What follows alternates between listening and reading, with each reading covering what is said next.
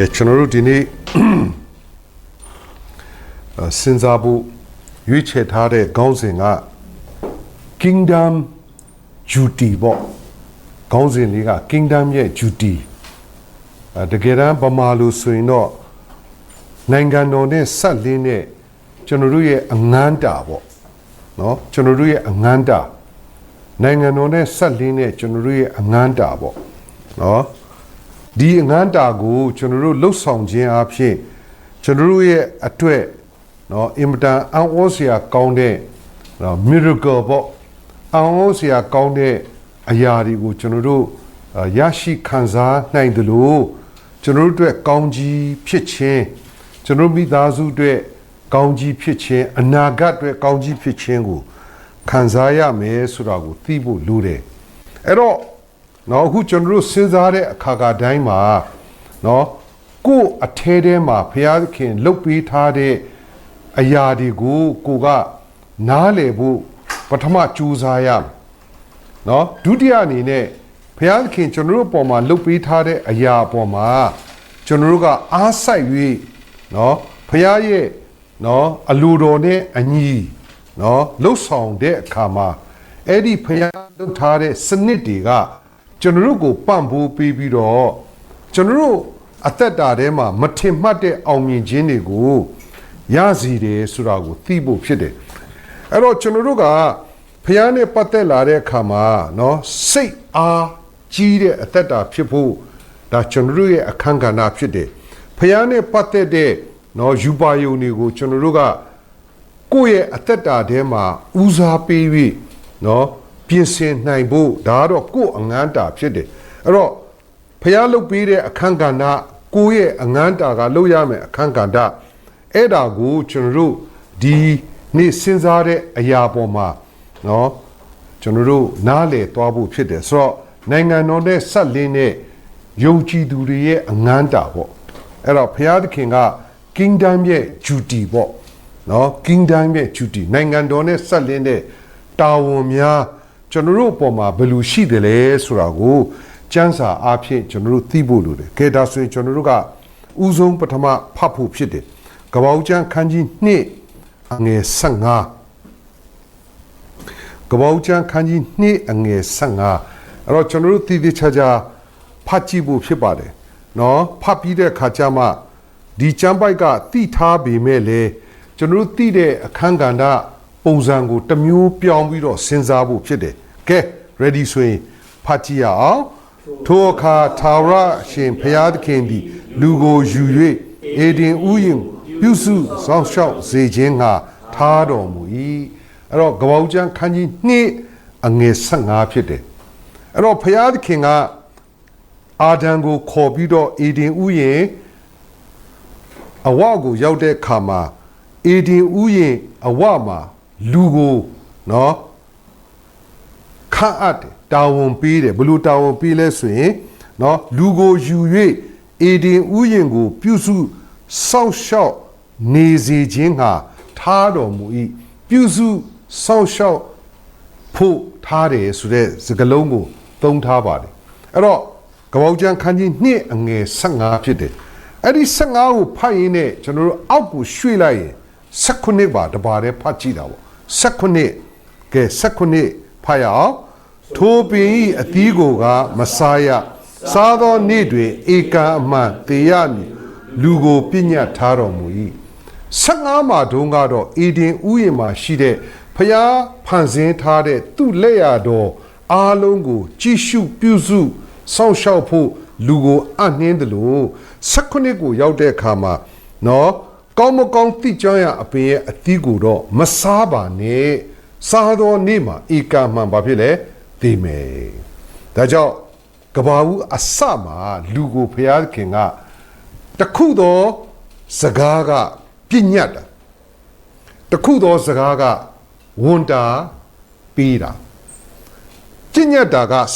16ကောင်းမကောင်းသိကြောင်းရအပင်ရဲ့အသီးကိုမစားရစားသောနေ့မှာဧကမှန်သိမယ်နော်တာဝန်အနှင်းခြင်းသို့မဟုတ်ဝန်တာထားဖို့ပေးအပ်ခြင်းက15နော်အေဒင်ဥယျာဉ်ကြီးကိုပြပြီးတော့ဒ ဒီအေဒင်ဥယျာဉ်ကိုကြည့်ရှုပြုစုဖို့လူကိုအနှင်းတယ်အဲ့တော့ပြောချင်တာကနော်ကဘာဦးအစမှာနော်ပညာချင်းနဲ့အနှင်းချင်းအဲ့ဒီနှစ်ခုကိုကျွန်တော်တို့တွေ့ရတယ်အဲ့တော့ဘာဖြစ်လို့ဒီလိုဖြစ်ရတာလဲဆိုရင်ဆိုတော့ကဘာဦးကျမ်းခန်းကြီး1:26ကိုကျွန်တော်တို့ကပြန်ဖတ်မယ်သိပြီးသားပါပဲဒါပေမဲ့ဒီကျမ်းပိုက်နှစ်ခုနဲ့ဆက်ဆက်လို့ရဖို့ဖြစ်တယ်ကဘာဦးကျမ်းခန်းကြီး1:26ကဲတွေ့မယ်ဆိုရင်ဖွင့်ထားပြီးသားဆိုတော့ဖတ်ကြည့်အောင်တဖန်ဘုရားသခင်ကငါတို့ပုံသဏ္ဍာန်နှင့်တညီတသဏ္ဍာန်ဒီလူကိုဖန်ဆင်းကြစို့သူသည်ပင်လေငါတို့ကို၎င်းမိုးကောင်းကင်ငှက်တို့ကို၎င်းသားရင်တို့ကို၎င်းမြေတပြင်လုံးနှင့်တကွမြေပေါ်မှာတွားတတ်သောတိရစ္ဆာန်အပေါင်းတို့ကို၎င်းအုပ်ဆိုးစေဟုအမိန့်တော်ရှိ၏အဲ့တော့ဘုရားသခင်ကလူကိုဖန်ဆင်းတုန်းကနော်ငါတို့ဆိုတဲ့နော်ခမည်းတော်ဖရာသားတော်ဖရာတန်ရှင်သောဝိညာဉ်တော်ဖရာသုံးပါးတလုံးတဝဒီဖြစ်တော်မူသောဖရာနဲ့တသံဒီလူကိုဖန်ဆင်းပြီးသောအခါမှာနော်သူဖန်ဆင်းထားတဲ့အရာတွေအားလုံးအတွက်အဲ့ဒီလူကိုအုပ်ဆိုးစေဆိုတဲ့ authority အုပ်ဆိုးစေဆိုတဲ့နော်အဲ့ဒီ authority အဲ့ဒီအုပ်ဆိုးခြင်းအာဏာစက်ကိုနော်အနှင်းထားတဲ့အတွက်ကြောင့်ကပောက်ကျမ်းအခန်းကြီး1ကိုရောက်တဲ့အချိန်မှာနော်အငယ်15မှာအဲ့ဒီအေဒင်ဥယျာဉ်ကြီးကိုကြည်ရှုပြုစုဆောင်ရှောက်ဖို့ရန်အတွက်လူကိုအနှင်းတယ်ဆိုတဲ့အရာကိုကျွန်တော်တို့တွေ့ရတယ်ဒါကျမ်းကိုအရင်သိသွားဖို့ဖြစ်ပါတယ်နော်အဲ့တော့အဲ့ဒီလိုအနှင်းတဲ့လူကိုသူက practical ဖြစ်အောင်သူအနှင်းတယ်အုပ်ဆိုးခြင်းအာဏာစက်ကိုကျွန်တော်တို့ကိုနော်ပြင်ဆင်ပေးထားတယ်ဆိုတော့လူကိုသိဖို့နော်ကပောက်ကျမ်းခန်းကြီး2နော်အငယ်နော်19-20ကျွန်တော်တို့ဖတ်ကြည့်တာပေါ့အခန်းကြီး2အငယ်19-20နော်ကဲတွေ့ပြီဆိုရင်ကျွန်တော်တို့အတူတူဖတ်ရအောင်ထာဝရရှင်ဘုရားသခင်သည်မြေတရိษံတို့နှင့်မိုးကောင်းကင်ငှက်အပေါင်းတို့ကိုမြေဖြင့်ဖန်ဆင်းတော်မူပြီးလျှင်လူသည်အဘယ်သို့ခေါ်ဝေါ်ရမည်ကိုသိခြင်းငှာလူရှိရာသို့ခေါ်ခဲ့တော်မူ၏လူသည်လည်းအသက်ရှင်တော်အပေါင်းတို့ကိုခေါ်ဝေါ်သမုတ်သည့်အတိုင်းနာမည်အသီးသီးရှိကြ၏ထိုတို့လူသည်သားရင်အပေါင်းတို့၎င်းမိုးကောင်းကင်ငှက်အပေါင်းတို့ကို၎င်းသားရဲအပေါင်းတို့၎င်းအမည်ပေး၍မှဲ့လေ၏သို့တော်လည်းလူနှင့်တော်သောမပေါ်မရှိသေးအဲ့တော့အာဒံကိုဘုရားသခင်က exercise လုပ်ခိုင်းတာပေါ့အုပ်ဆိုးခြင်းအာဏာစက်သူစီမှာဘုရားသခင်ကထည့်ထားပေးပြီးဖြစ်တယ်ဒါကြောင့်ဖန်ဆင်းတဲ့တိရစ္ဆာန်တွေအရာအလုံးကိုသူ့ရှေ့ကိုခေါ်လာပြီးတော့မှနာမည်ပေးခိုင်းတယ်ဒါကြောင့်လူကနာမည်ပေးတယ်သူကအဲ့တော့ဒီဘုရားသခင်လှုပ်ထားတဲ့ပထမစနစ်ကိုကျွန်တော်တို့သိဖို့ဖြစ်ပါတယ်ဟုတ်ပြီနော်အခုတော့ကျွန်တော်တို့စပြီးတော့စဉ်းစားတာပေါ့အဲ့တော့ကျွန်တော်တို့အားလုံးအဖြစ်ပြက်ဒီအားလုံးမှာကျွန်တော်တို့အထူးစိတ်ဝင်စားပြီးတော့အထူးပဲကျွန်တော်တို့ဟောပြောသွန်သင်ရတာကတော့ကပောက်ကျမ်းအခန်းကြီး2အငယ်19မှာရှိတဲ့ထိုပင်ရဲ့အသီးကိုကမစားရနော်စားတော်နေ့မှာဧကန်အမှန်သိမယ်ဆိုတဲ့ကောင်းမကောင်းသိကျွမ်းရအပင်ရဲ့အသီးကိစ္စနဲ့ပတ်သက်ပြီးတော့ကျွန်တော်တို့ကပို့ပြီးတော့ဒီဥစ္စာကိုအလေးထားပြီးတော့ပြောရတယ်။ဘာကြောင့်လဲဆိုတော့အပြစ်တရားကနော်ကမ္ဘာလောကကိုအဲ့ဒီဖျားထားတဲ့တစ်ချက်တည်းသောပညာချက်ကိုလူကချိုးဖောက်တဲ့အခါမှာကျွန်တော်တို့စီကိုအပြစ်တရားဝင်လာတဲ့အတွက်နောက်ပိုင်းမှာနော်ခရစ်တော်ဖျားရဲ့အသွေးသွန်းခြင်းတို့နော်ယုံကြည်ခြင်းတို့အဲ့ဓာတွေအားလုံးပါဝင်ပြီးထာဝရအသက်ရခြင်းဆိုတဲ့ကိစ္စတွေအတွက်ဖော်ပြရတဲ့အကြောင်းရှိတဲ့အတွက်ကြောင့်ဒီအချက်ကကျွန်တော်တို့အတွက်အရေးကြီးပြီးတော့15က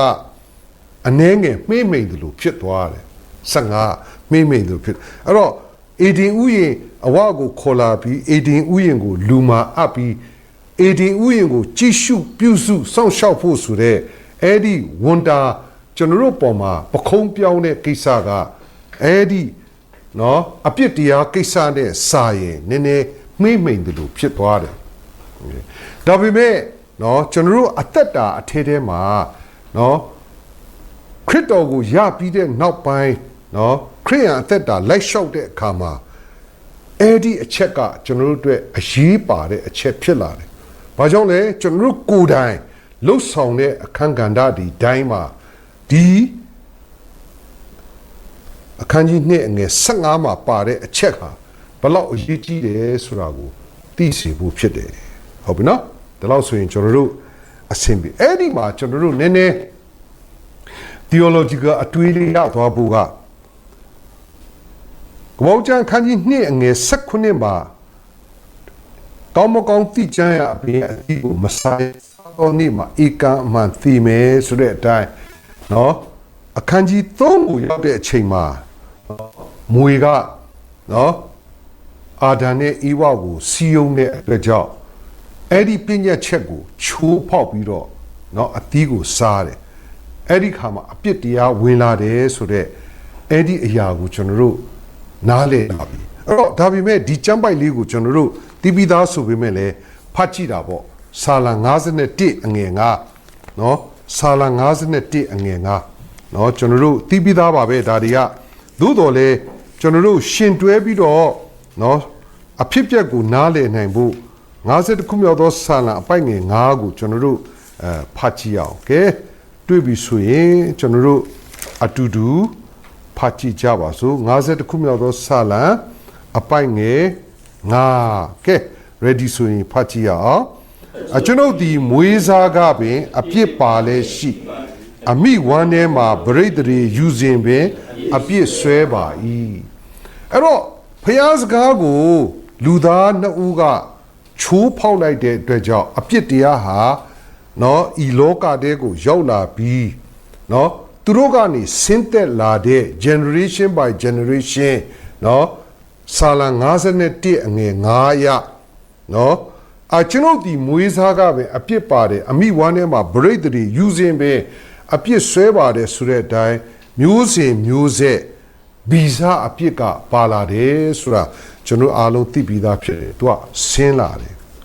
အဲ့တော့ဖျားစကားဒါဆိုရင်ကပောက်ကျန်ခန်းကြီး2အငယ်15မှာပါတဲ့နော်အေဒီဥရဲ့အဝမှာအာဒံကိုအေဒီဥယျင်ကိုကြည့်ရှုပြုစုစောင့်ရှောက်ပါဆိုတဲ့ဖျားစကားကကိုဒါကျွန်တော်တို့စဉ်းစားဖျားစကားကကိုကျွန်တော်တို့အထဲထဲမှာပါလာသလားမပါလာဘူးလားအပြစ်တရားကတော့မျိုးစဉ်မျိုးဆက်ဘာဖြစ်လဲဆင်းသွားပြီဒါကြောင့်နော်တစ်ကော15နော်45မှာဟောအားလုံးဖော်ပြတယ်ပထမအာဒံFirst Adam က living soul နော်နောက်ဆုံး Adam ခရစ်တော်ကတော့ life giving spirit အသက်ရှင်စေတတ်တဲ့ဝိညာဉ်ဖြစ်တယ်ဒါကြောင့်ရှင်သန်ခြင်းနဲ့နောက်ဆုံးပိတ်မှာအဆုံးသတ်သွားဖို့ခရစ်တော်နဲ့ပဲအောင်မြင်ခြင်းရဖို့ဆိုတော့ကျွန်တော်တို့ကဘာဦးအစမှာဖယားကလူကိုပြညတ်တာနှစ်ခုရှိတယ်တစ်ခုကတော့ပြညတ်တယ်တစ်ခုကတော့အနှင်းတယ်အနှင်းတဲ့အရာက15နော်အေဒင်ဥယျာဉ်ကိုဘာဖြစ်လဲကြည်ရှုပြုစုဆောင်ရှောက်ပါအဲ့တော့ဘာဖြစ်လို့အပ်တယ်လဲဆိုတော့ကပောက်ကျန်ခန်းကြီး1:26မှာနော်ငါတို့ဤပုံသဏ္ဍာန်နဲ့ညီသဏ္ဍာန်ဒီလူကိုဖန်ဆင်းပြီးတော့အုပ်ဆိုးခြင်းတိရစ္ဆာန်အပေါင်းဖန်ဆင်းခြင်းအပေါင်းကိုအုပ်ဆိုးခြင်းအာဏာစက်ကိုလူစီကိုဘုရားသခင်ကအနှင်းထားပြီးသားဖြစ်တယ်။ဒါကြောင့်အဲ့ဒီအရာကကျွန်တော်ရဲ့အသက်တာတဲကိုစိတ်ဝင်ပြီးတော့နော် generation by generation မစင်းသက်လာဘူးလားဆိုတာကိုလည်းကျွန်တော်တို့ကစဉ်းစားဖို့ဖြစ်တယ်။ဒါလောက်ဆိုရင်နော် theology ရဲ့သဘောတရားနားလည်ပြီးအခုကျွန်တော်တို့အဲ့ဒါလေးကိုအသေးစိတ်ကျွန်တော်တို့ကစဉ်းစားဖို့ဖြစ်တယ်။သူကအသေးစိတ်စဉ်းစားရအဲ့တော့သောတော်ကပြောတယ်အပြစ်တရားအချမ်းကိုကျွန်တော်တို့ကခိုင်းနိုင်တဲ့အနေနဲ့ပြောတာเนาะသူ့ကိုစဉ်းစားဖို့မဟုတ်ဘူးအခုကတော့ကပောက်ကျန်ခန်းကြီး2 အငယ်15မှာပါတဲ့နော်ဤတင်ဥယျာဉ်ကိုကြည့်ရှုပြုစုစောင့်ရှောက်ပါလို့ကျွန်တော်တို့ကိုအနှင်းနဲ့နော်ဘုရားသခင်ကျွန်တော်တို့လက်ထဲကိုလွှဲပြောင်းပေးတဲ့ဝန်တာအဲ့ဒါကိုကျွန်တော်တို့ကနော်အသက်တာထဲမှာအသက်ရှင်ဖို့ဖြစ်တယ်ဆိုတော့ကျွန်တော်ပထနာရွတ်တုံးကလည်းဒီလိုပါပဲအလိုတော်ဒီကောင်းကင်ဘုံ၌ပြည့်စုံတဲ့သို့မြေကြီးပေါ်မှာပါဖြစ်လေပြည့်စုံစေဖို့ဆိုတော့အဲ့တော့ဘုရားသခင်ရဲ့အလိုတော်နဲ့အကြံစီတော်ကနော်ကဘာဦးအစကပင်လင်အနှင်းထားသောသူဖန်ဆင်းသောအရာများကိုနော်ကြည့်ရှုပြုစုဖို့ဆိုတဲ့အဲ့ဒီမိတ်ဆိုတော့တမန်စကားကကျွန်တော်တို့ရဲ့အသက်တာထဲမှာဆင်းသက်လာတယ်ဆိုတာကိုသိဖို့လိုတယ်ဟုတ်ပြီတော့အပြစ်တရားကယုံတဲ့သူမယုံတဲ့သူတိုင်းမခွဲခြားဘဲနဲ့အပြစ်တရားကတနည်းအားဖြင့်ဗီဇအပြစ်ဟာလူတိုင်းမှာရှိနေတယ်အခုနော်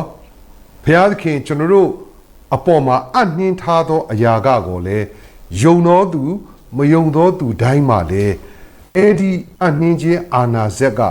စီးဆင်းတယ်ဆိုတာကိုလည်းကျွန်တော်တို့အဲ့ဒီ theology ကိုသိဖို့လိုပါတယ်ကဲဒါဆိုကျွန်တော်တို့အသေးစိတ်နော်ကြည့်ရအောင်အဲ့တော့ကမောကျန်ခန်းကြီးနဲ့ငယ်15မှာထိုအခါထာဝရရှင်ဘုရားသခင်သည်လူကိုယူ၍အေဒီဥယျင်ကိုပြုစုစောင့်ရှောက်နေစေခြင်းကထားတော်မူ၏အဲ့ဒီမှာနော်ပြုစုစောင့်ရှောက်စေခြင်းကနော်ထားတော်မူ၏ဆိုတာကို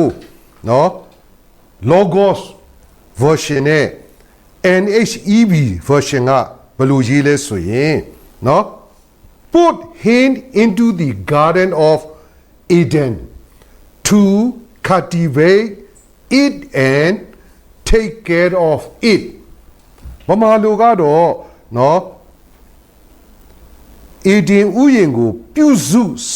စောင့်နေစေခြင်းငါလို့ရေးတယ်အင်္ဂလိပ်လိုက to cultivate it and take care of it အဲ့တော့ဒီ cultivate ဆိုတဲ့စကားလုံးကဘလောက်တိုင်းတာထိနော်ဘလောက်တိုင်းတာထိနော်သွားလဲဆိုတာကိုကျွန်တော်တို့ကအသေးစိတ်သိဖို့လိုတယ်အဲ့တော့တချို့သောကိစ္စတွေမှာအများအားကျွန်တော်တို့သတိထားဖို့လိုတယ်ဘာသတိထားဖို့လဲဆိုတော့ယောဟန်ခန်းကြီး8အငယ်32မှာတမန်တရားကိုလည်းသိကြသဖြင့်ထိုတရားသည်သင်တို့ကိုလွတ်လိမ့်မည်အဲ့တော့ तू ကတမန်တရား truth ဆိုတဲ့စကားလုံးသုံးတယ်အဲ့တော့ truth ဆိုတာ Robin ပြောတာ truth ဆိုတဲ့ဟာမျိုးပြောတာမဟုတ်ဘူးခင်ဗျားတို့ပြောတဲ့ truth ပြောတာမဟုတ်ဘူးတရားဟောဆရာတွေပြောနေတဲ့ဒါတမန်တရားဆိုတာအဲ့ဒါပြောတာမဟုတ်ဘူးတမန်တရားအစစ်ဖြစ်ဖို့ကျွန်တော်တို့အခုဖတ်နေတဲ့ကျမ်းကိုနော်မူလအရင်အမြစ်ကိုသိဖို့လိုတယ်အဲ့ဒီမူလအရင်အမြစ်ဟာကျမ်းကနေဖျားစကားအဖြစ်ပြောင်းမှသာလေကျွန်တော်တို့ထဲထဲမှာတကူဖြစ်မှာသူကတမန်တရားကိုလည်းသိကြသဖြင့်ထိုတရားသည်သင်တို့ကိုလွတ်လိမ့်မည်အဲ့တော့ကျွန်တော်ပြောတာတမန်တရားဆိုပြီးတော့အာမခံလို့အဲ့ဒါတမန်တရားလို့ပြောလို့မရဘူးတမန်တရားဆိုတာကဒီကျမ်းစာတွေကအရာကိုတိတိကျကျမူရင်းအတိတ်ပဲပါလဲဆိုတာကိုသိဖို့လိုတယ်ပြီးတဲ့ခါကျမှကျွန်တော်တို့ကနော်ကျမ်းစကားကနေဖျားစကားဖြစ်အောင်နော်ကျွန်တော်တို့က meditation လုပ်တဲ့ခါမှာနော်ဆင်ခြင်အောင်ပြီးတဲ့ခါမှာ logos rima ဖြစ်ပြောင်းပြီးတော့ဖျားစကားဖြစ်သွားတယ်အဲ့တော့ဖျားစကားဖြစ်တဲ့ခါမှာနှလုံးထဲကိုရောက်ပြီးတော့မှသူကတကူဖြစ်တယ်ဒါကြောင့်နော်တမာတရားကိုလည်းသိကြသဖြင့်လို့ပြောတာအုံနောက်ထဲကဟာကိုပြောတာမဟုတ်ဘူးနှလုံးထဲကဟာကိုပြောတဲ့ခါမှာထိုတရားအသင်တို့ကိုလွတ်မယ်ဆိုတော့အနာရောဂါငြိမ်းတယ်အခက်ခဲဒုက္ခတွေကိုကြော်နိုင်တဲ့အင်အားဖြစ်စေတယ်ငြိမ်သက်ခြင်းဖြစ်စေတယ်အဲ့ဒါကတော့ဂိုင်ကန်ရှင်နဲ့ပတ်သက်သွားပြီအဲ့တော့ပထမကနော်ဒီကျမ်းစကားကိုနော်တကယ်အဓိပ္ပာယ်အရင်းမြစ်ရအောင်တော့လူကနည်းနည်းအပင်ပန်းခံပြီးတော့ပြင်ဆင်ဖို့လိုတယ်ဒါကြောင့်ကျွန်တော်အခုနော်ဖော်ပြတဲ့အချက်တွေကဒါကြောင့်ဖော်ပြရတာပါဆိုတော့ cultivate ဆိုတဲ့နော် Greek လိုစကားလုံးကနော်ကလာယာဂိုဆိုတဲ့အတန်ထွက်ဖြစ်တယ်အဓိပ္ပာယ်ကဘာလဲ to grow ကြီးထွားတာနော် to develop ဖွံ့ဖြိုးတာသူကပြောချင်တာပြီးတော့နောက်အဓိပ္ပာယ်က to cultivate is to net nurture and have grow so ဒီစကားလုံးက cultivate ဆိုတဲ့စကားလုံးကဘာလဲဆိုရင်ကျွန်တော်အထဲထဲမှာရှိတဲ့စိတ်ကိုနော်မွေးမြူတာ तू ကအမှန်တော့ဗမာလိုကြည့်စိုက်ပျိုးတယ်ထွန်ရက်တယ်နော်ကြီးထွားစေတယ်အဲ့ဒီကြီးထွားစေတဲ့ပထမစကားလုံးမဟုတ်ဝင်နဲ့ဒုတိယစကားလုံးကဘာလို့ဆိုတော့ neutral ဆိုတဲ့စကားလုံးကကျွန်တော်တို့အထဲထဲမှာရှိတဲ့စိတ်ပိုင်းဆိုင်ရာတဲမှာနော်ပေါက်ဖွာလာတာနော်စိုက်ပျိုးတဲ့အခါမှာနော်ကြီးထွားလာတာအဲ့ဒါပြောတာစိတ်ပိုင်းဆိုင်ရာတဲမှာကြီးထွားတာအဲ့ဒါကိုneutral ဆိုတဲ့စကားလုံးနဲ့သုံးတာအဲ့တော့ပြောချင်တာကပြုစုပြိုးထောင်နေဆိုတဲ့အဓိပ္ပာယ်ဖြစ်ပေမဲ့စိတ်ဆန္ဒအတွင်းမှာပြုစုပြိုးထောင်တယ်လို့သဘောပေါက်စေဖို့ဖြစ်တယ်အဲ့တော့ဒီ cultivate ဆိုတဲ့စကားလုံးကအဲ့ဒီလောက်ထိအဓိပ္ပာယ်သွားတာဟာဒါဘာအရေးကြီးလဲလို့မေးရင်အလွန်အရေးကြီးတယ်အဲ့တော့သို့တော့အပြစ်တရားကိုကျွန်တော်ရှင်းပြတယ်အပြစ်တရားကကြိုက်ကြိုက်မကြိုက်ကြိုက်သူ့ထဲထဲမှာနော်အပြစ်တရားရဲ့အခါကတည်ခြင်းကိုဖြစ်စေတဲ့နော် original sin မွေးရပါဗီဇအပြစ်ကပါပြီးသားကြိုက်ကြိုက်မကြိုက်ကြိုက်အဲ့တော့အခုလဲကျွန်တော်တို့ရဲ့အသက်တာထဲမှာကြိုက်ကြိုက်မကြိုက်ကြိုက်ဘုရားခင်မိတ်ဆွေထားတဲ့အေဒင်ဥယျာဉ်အဝမှာနော်အေဒင်ဥယျာဉ်ကိုကြည်ရှုပြုစုစောင့်ရှောက်ပါဆိုတဲ့အဲ့ဒီစကားပေါ့အဲ့ဒီစကားကကျွန်တော်တို့အားလုံးရဲ့အသက်တာအထဲထဲမှာရှိနေတယ်အဲ့တော့ရှိနေအောင်သူကဘာလုပ်ထားပြီးတာလဲဆိုရင်ကပောက်ကျမ်းခန်းကြီး1:26မှာနော်သူ့ရဲ့တဒံတော်နဲ့အညီဖန်ဆင်းပြီးတော့အုပ်စိုးခြင်းအာဏာစက်ကိုကျွန်တော်တို့အပေါ်မှာတွန်းလောင်းထားတယ်ဒါကြောင့် authority power ကကျွန်တော်တို့ထဲထဲမှာဟိုးအထဲထဲမှာဘုရားဖန်ဆင်းကြတဲ့ကရှိနေပြီးသားဖြစ်တယ်ဒါပေမဲ့အဲ့ဒီဟာကအပြစ်တရားကြောင့်နော်အပြစ်တရားကြောင့်ကျွန်တော်တို့ကတိမ်မြုပ်နေတာ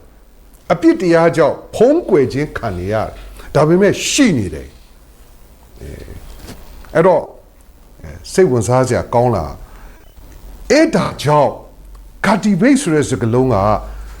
စိုက်ပျိုးတာထွန်ရက်တာကြီးထွားတာဖွံ့ဖြိုးတာဒါအဓိပ္ပာယ်မူရင်းနောက်တစ်လုံးကဘာလဲဆိုတော့ neutral ဆိုတာကစိတ်ထဲမှာမွေးမြူတာစိုက်ပျိုးတာဒီအဓိပ္ပာယ်တက်ရောက်တယ်အဲ့တော့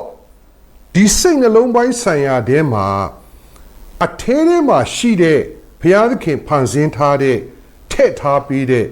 အုပ်စိုးခြင်းအာဏာစက်ကိုကိုယ့်အသက်တာထဲမှာဘုရားငါအထဲမှာထည့်ပြီးထားတယ်လို့နော်မွေးမြူမယ်ဆိုရင်စိုက်ပျိုးမယ်ဆိုရင်ဒါကျွန်တော်စဉ်းစားရအဲ့ဒါကိုအခုခေတ်နော်အခုခေတ်ခေါ်နေတာ passion လို့တော့ခေါ်တယ်ပြင်းပြသောစိတ်ဒီလိုပြောတာ passion ပြင်းပြသောစိတ်ဖြစ်လာတဲ့အခါမှာအဲ့ဒီအရာကနှိုးဆွလာတယ်သူကဒီလိုပြောချင်တာအဲ့တော့ကျွန်တော်တို့အားလုံးဟိုမဿဲ25:14ကဖတ်ကြည့်မယ်ဆိုရင်နော်သခင်ကခရီးသွားဖို့တပည့်3ယောက်ကိုပေးလိုက်တယ်50 20 10သခင်ပြန်လာတဲ့ခါမှာ50သမားက100အပ်တယ်20သမားက40အပ်တယ်10သမားကတော့သခင်ရဲ့ကိုရောကမဆိုင်ပြူတဲ့နေရာမှာနော်ရိတ်တတ်တယ်နော်မကျေဖြတ်တဲ့နေရာမှာစုသိမ်းတယ်ဆိုတော့ကျွန်တော်လည်းနည်းနည်းသဘောပေါက်ပါတယ်ဆိုပြီးတော့မြေကြီးထဲမှာမြုပ်တယ်လို့ပြောတဲ့အခါအဲ့တော့သခင်ကသူ့ကိုပြောစိုးညစ်ပြင်းကြီးတယ်လို့သူကသုံးတယ်အဲ့ဒီစကားလုံးရဲ့ဒုတိယမှာပြင်းကြီးတယ်ဆိုတာအဲ့တော့ passion ရဲ့ပြင်းပြတဲ့စိတ်ရဲ့ဆန့်ကျင်ဘက်ကပြင်းကြီးတာသူကပြင်းကြီးတာအဲ့တော့ဒီနေ့လူတစ်ယောက်ကဖခင်ရဲ့နော်ကောင်းချီးမင်္ဂလာခံစားရတာခဏထားဟိုရှိမှာနော်အပြစ်ကနေနော်အပြစ်စီရင်ခြင်းကလွတ်သွားတာခရစ်တော်ရဲ့အသွေးတော်ကြောင့်လွတ်တယ်ခရစ်တော်ဖခင်ကျွန်တော်အတွက်လဝကတ်တဲ့ဘုံမှာအတိခံသောကြောင့် ထမြောက်တော်မူခြင်းတကူကြောင့်ကျွန်တော်ဒီငရဲကလွတ်တယ်အဲ့ဒီလိုလွတ်မြောက်ခြင်းခံရတော်သူဧကံအမှန်ဖြစ်တော်သူကဒီလွတ်မြောက်ခြင်းအပေါ်မှာကိုရောကိုကျွန်တော်ယေရှုတင်ပါတယ်ဆိုတဲ့သဘောနဲ့အထဲကစိတ်နှလုံးထဲမှာနော် passion ပေါ့ပြင်းပြတဲ့စိတ်ဖြစ်လာတဲ့အခါမှာအဲ့ဒီနော်မြုပ်နေတဲ့အုပ်ဆိုးစီဆိုတဲ့အရာမြုပ်နေတဲ့အရာကနော်သူကပြန်ပြီးတော့နှိုးဆွတယ်လို့ဖြစ်ပြီးတော့ပေါ်လာတာအဲ့ဒါကိုပြောချင်တာအဲ့ဒါကျွန်တော်တို့အဲ့ဒီလျှို့ဝှက်ချက်ကိုကျွန်တော်တို့ခရစ်တော်ကိုရတဲ့ born again နေသိဖို့လိုတယ်ဟာမသိတော့ဘာဖြစ်လဲမသိတော့ခရစ်တော်ကိုမယုံတဲ့အပြင်ကလူတွေကိုသွားကြည့်တဲ့အခါကျတော့အဲ့ဒီလူတွေကအတိုင်းတာအော်လောက်တဲ့အထိအောင်မြင်နေတယ်စဉ်းစားကြည့်လေတရားအကြီးတွေဆောက်နိုင်တယ်တာဝါအကြီးတွေဆောက်နိုင်တယ်အဲ့ဒီလူတွေကတကယ်တော့ခရစ်တော်ကိုရတဲ့သူတွေမပါဘူးလို့မဆိုလိုဘူးမရတော့သူကပိုးများတယ်ကြွယ်ဝတော့သူမှာခရစ်တော်ကိုမရတော့သူပိုးများတယ်အောင်မြင်သောသူတွေမှာခရစ်တော်ကိုမရတော့သူပိုများတယ်။ဘာဖြစ်လို့များရလဲ။အပြစ်တရားကလည်းလူတိုင်းမှာနော်မွေးကလေးကဆင်းသက်လာလို့အဲ့ဒီအုပ်ဆိုးခြင်းအာနာဇက်ဖျားအနှင်းတဲ့အရာကလည်းသူတို့ထဲမှာဆင်းသက်တယ်။စဉ်းစားကြည့်တော့သူတို့ထဲမှာလည်းပါလာတယ်။အဲ့တော့သူတို့ကကျွန်တော်တို့လိုတမာတရားကိုတေချာမသိပေမဲ့လေ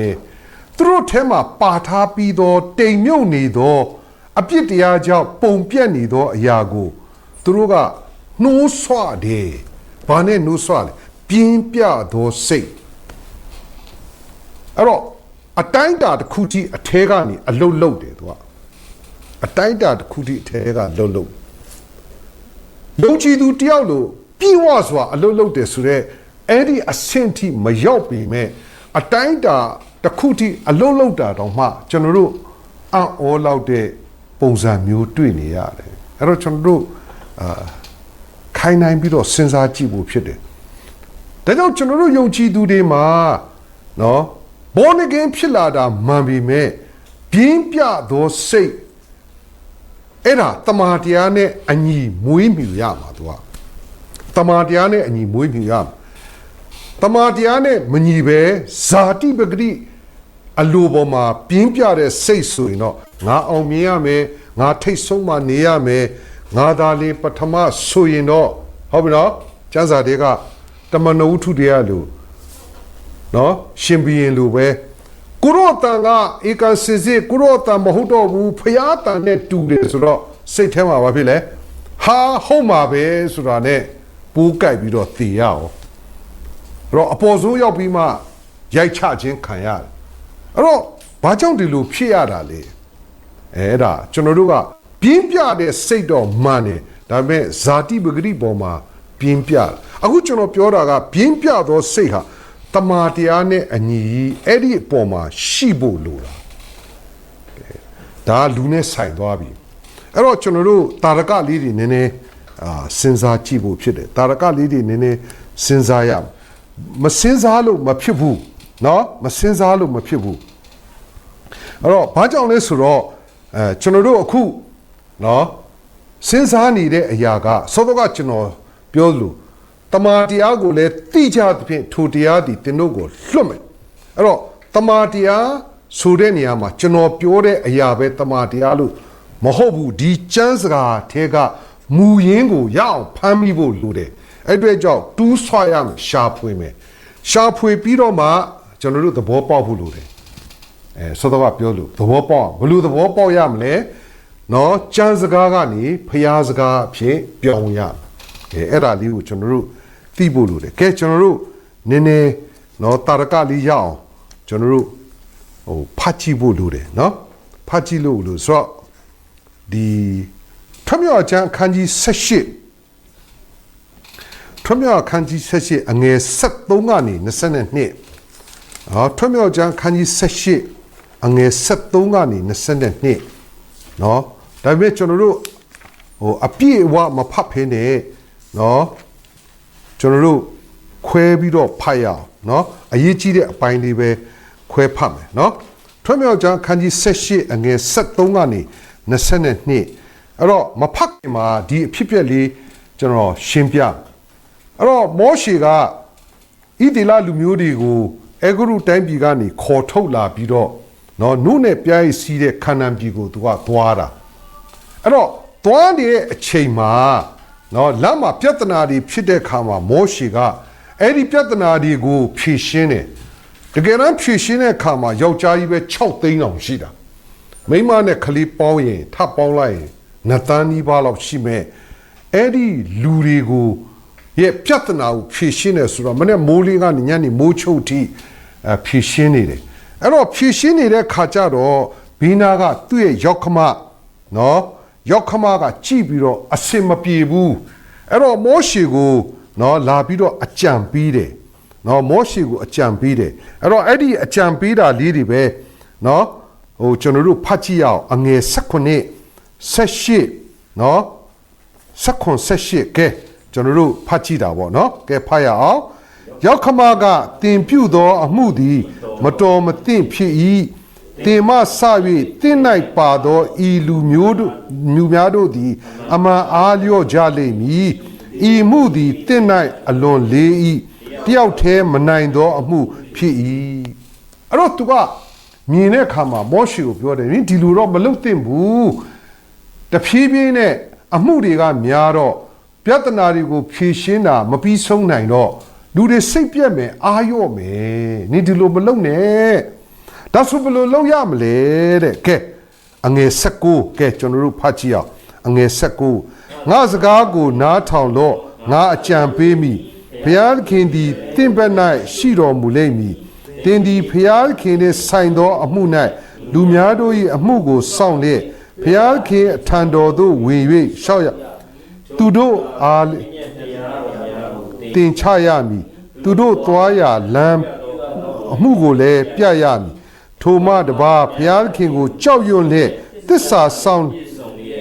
လောဘကိုယွန်ရှာလျက်တက်ဆွမ်းနိုင်သောသူအပေါင်းတို့ကိုလူအပေါင်းတို့ထဲကရွေးကောက်၍10အုပ်100အုပ်50အုပ်10အုပ်ခန့်ထားရမည်အဲ့တော့သူယောက်ခမနော်မိဒရန်ယေဘရဟိကသူ့ကိုအကြံပေးတယ်ဒီလိုမလုပ်နဲ့သစ္စာရှိတဲ့သူလောဘကိုယွန်ရှာတဲ့သူဖြောင့်မတ်မှန်ကန်တဲ့သူတွေကိုရွေးချယ်ပါရွေးချယ်ပြီးတော့1000အုပ်နော်100အုပ်50အုပ်10အုပ်ပေါ့ကျွန်တော်တို့ဒီဘက်ခေတ်နဲ့ပြောရင်စေမှုယာယမှုလို့ပဲသူကအစင်စင်နော်တာဝန်ပြီးပါတဲ့အဲ့လိုသူကပြောတယ်အဲ့တော့အောင်အိုစီယာကောင်းတဲ့ပထမတစ်ချက်လေးကြည့်အောင်အဲ့ဒီမိဒရန်ယေဘရဟိမောရှေရဲ့ယောက်ခမကြီးပြီးတဲ့အကြံကဒီနေ့ခေတ်မှာသုံးတဲ့နော် leadership structure နဲ့တူတူပဲကုမ္ပဏီတွေမှာသုံးတဲ့ pyramid ပုံ structure နဲ့တူတူပဲအဲ့တော့အမှန်စစ်စစ်ထမြောက်ကျမ်းမာတဲ့ကအဲ့ဒီမိဒရန်ယေဘရဟိကအဲ့ဒီ structure ကိုအဲ့ဒီ design ကိုအဲ့ဒီစနစ်ကိုနော်အောက်ဆုံးမှာနော်အများပြီးတော့မှနေပြီးတော့မှနေပြီးတော့မှနေပြီးတော့မှနောက်ဆုံးထိတ်ဆုံးမှာတော့မောရှေမင်းနောက်ဆုံးပိတ်ကြမှာမင်းစီတက်လာတဲ့သူကိုပဲဖြည့်ရှင်းမယ်ဆိုရင်မင်းကဖျားတဲ့ဆိုင်တဲ့အလုပ်တွေကိုပို့လုပ်နိုင်လိမ့်မယ်သူက pyramid ပုံစံမျိုးနော်ဒါဒီနေ့ခင်မှာသုံးနေတဲ့ design ကနော်ဒီအုပ်ချုပ်မှုစီမံမှု structure ကအဲ့ဒီနော်မိဒရန်ယေဘရဟိပြောတဲ့သဘောနဲ့တူတူပဲအဲ့တော့အော်စီယာကောင်းတယ်ဆိုတော့မိဒရန်ယေဘရဟိကိုကျွန်တော်နည်းနည်းရှင်းပြပေးမယ်နော်မိဒရန်ယေဘရဟိကအကြံပြင်းအားဖြင့်သူ့ကိုနာမည်ခေါ်တာကနော်ထွတ်မြောက်ကျမ်းအခန်းကြီး3အငယ်1မှာမဖတ်ဘူးနော်ရေတယောလို့ခေါ်တယ်နော်တောလျာကျမ်းအခန်းကြီး10အငယ်25မှာကြတော့ရှေလသားဟောဘဲလို့သူကခေါ်တယ်